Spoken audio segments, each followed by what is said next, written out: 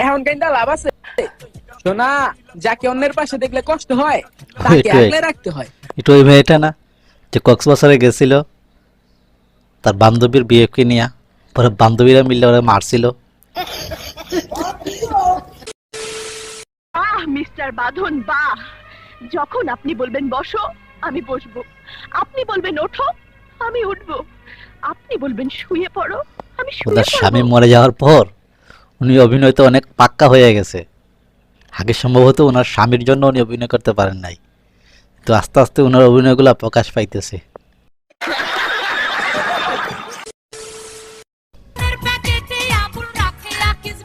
দেখেন চাচা মাইয়া মনে কইরা নাচতেছে। যখন চাচা ওর আসল পরিচয় যাই না যাইব তখন দৌড়াইয়া পালাইব।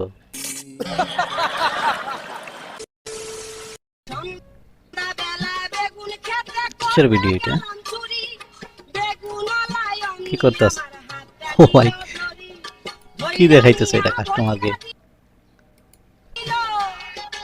ভাই ছেলেটা একটু লজ্জা পাইতেছে না?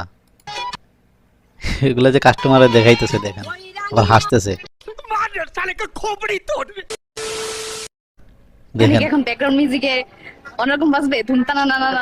যদি কেউ একটু ভাইরাল হয়ে যায় তাহলে ওরে যতক্ষণ ধরে না পৌঁছায় ততক্ষণ ওদের শান্তি লাগে না। সঠিক বলেছেন। কি নামাজে আসছে? ও মাই গড, বন্দুক নিয়ে আসছে ভাই।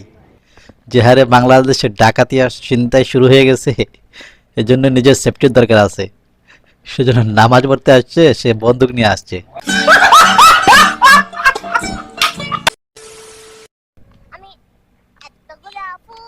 আচ্ছা, এটা নেকামো সহ্য করে কিভাবে? আর বিয়ে তো নেকামো মানুষ কিভাবে করে ভাই?